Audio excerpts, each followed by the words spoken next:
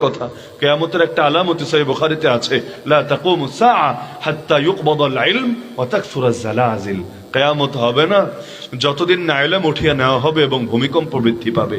31 ঘন্টায় 4টা ভূমিকম্প হয়েছে, এখানে বসে টের পাবেন না। আমরা যারা ওই সময় ঢাকায় ছিলাম, আমি যেই রুমে যেই খাটের উপর মাথা রেখে ঘুমাই, আমার মাথার পাশের দেয়ালটা ওই দিন চিড়ে গেছে, ভেঙে পড়ে নাই, চিড়ে গেছে। এখনো কখনো যাওয়ার সুযোগ হলে আমি দেখাই দিব, এখনো পর্যন্ত দেয়ালটা চেরা অবস্থায় আছে।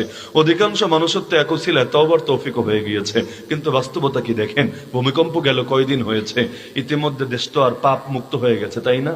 আর কোনো পাপ তো হচ্ছে না, দেশে সবাই হাসান বসরি হয়ে গেছে আলহামদুলিল্লাহ, তাই না? না, ওই যতক্ষণ বিপদ চলে ওই জাহেলি যুগের মুশরিক গুলার মতো যখন সমুদ্রে যেত আর ঝড়ের কবলে পড়তো, সব বাদ, দেবদেবীর নাম মনে আসতো না, দাউল্লাহ মুখলিসিনা লাহুদ্দিন, খাটি দিলে আল্লাহরে ডাকতে শুরু করে দিত। কিন্তু যখনই মুক্তি পেত আর মনে থাকতো না, ইদা হুম ইউশরিকুন, তখন শিরিকে জড়ায় যেত। মানুষ বিপদে পড়লে এক রূপ থাকে, ক্ষমতায় গেলে আরেক রূপ চলে আসে। আল্লাহ আমাদেরকে দুই রূপ থেকে হেফাজত করুন। লূত আলাইহিস সালামের স্ত্রী নিজে সমকামী ছিল না, কিন্তু যারা সমকামিতা করত তিনি তাদেরকে তথ্য দিয়ে সহযোগিতা করতেন, সাপোর্ট করতেন। এমনকি নবীর ঘরে যে ফেরেশতা এসেছিল বালকের রূপ ধরে, চেহারায় দাড়িটারিও নাই, একদম সেই রকম সুন্দর, এই খবর এলাকার এই ফাজিলগুলো জানলো কিভাবে? এই তথ্য তো নবীর স্ত্রী পাচার করে দিয়েছিলেন তাদের কাছে। আপনি চিন্তা করেন, আবু লাহাব বেয়াদবি করলো নবীর সাথে, আল্লাহ কোরআনে বলে দিলেন আবু লাহাবও যাবে জাহান্নামে, ওর বউ যাবে জাহান্নামে। বেয়াদবি করলো আবু লাহাব, ওর বউয়ের নাম আসলো কি কারণে? শুধু এ কারণে না যে ঘরের বউ বটে, বরং এ কারণে আবু লাহাব যে বেয়াদবি করত এর পেছনে তার বউয়ের শেল্টারও ছিল, সাপোর্টও ছিল। এমনকি চান্স পেলে বউ নিজেও পিছে থাকতো না। যেমন সূরা লাহাব নাজিল হওয়ার পর পাথর নিয়ে চলে গিয়েছিল আমার নবীর মাথা ফাটায় দিবে। কেন? কারণ কোরআনের মধ্যে ওর নাম আসলো কেন, ওর জামের নাম আসলো কেন? ওরা তো আরবি জানে, এজন্য খুশি হতে পারে নাই। বাংলাদেশে তো আবার কোরআন শরীফে নাম দেখলেই পাবলিক মহা খুশি।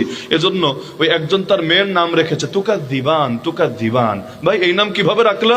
আরে সূরা আর রহমানে আল্লাহ বলেছেন একবার না এতবার ফাবি আই আলাই রাব্বিকুমা তুকাদ্দিবান। আল্লাহ কি খারাপ কথা বলে? কোরআন শরীফে যেহেতু আছে ভালোই হবে, নাম রেখে দিয়েছে তুকাদ্দিবান। তো এখন ওরা তো আরবি জানতো, ওরা বুঝেছে যে আবু লাহাবের প্রশংসা হয় নাই, নিন্দা হয়েছে। তাব্বাত ইয়াদা আবি লাহাবি ওয়া তাব, চলে এসেছে নবীর মাথা ফাটাবে বলে। তা আবু লাহাবকে আল্লাহ জাহান্নামী বললেন, আর বউকেও জাহান্নামী বললেন। কেন?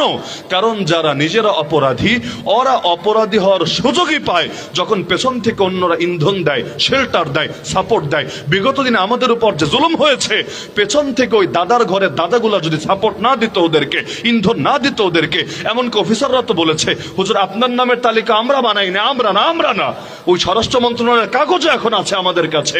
এটা তো একদম ওপার থেকে এসেছে, কিছুই আর করার নাই, কোনো ইস্যু নাই। প্রয়োজনে মামলা আমাদের আবিষ্কার করতে হবে, কিন্তু গ্রেফতার করতে হবে, এটা উপরের আদেশ, কিচ্ছু আমাদের করার নাই।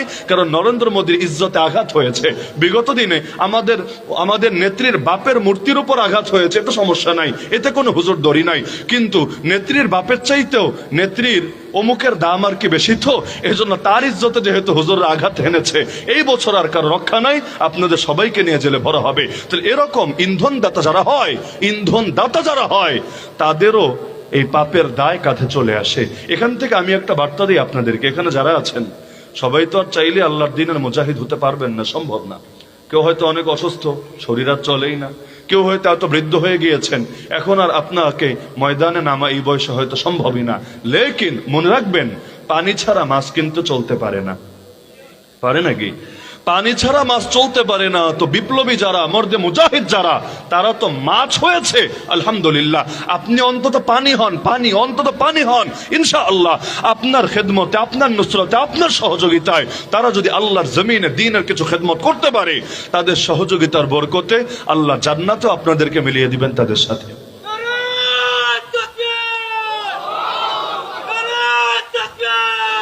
এজন্য এখানে যারা আছেন সবাই তো আলেম না, চাইলে মাদ্রাসায় বাচ্চাদেরকে কোরআন পড়াতে পারবেন না, এলেম নিজেরই নাই, পড়াবেন কিভাবে? কিন্তু যারা পড়াচ্ছে তাদের খাদেম হয়ে যান না, যারা মাদ্রাসাগুলো চালাচ্ছে তাদের সহযোগী হয়ে যান না।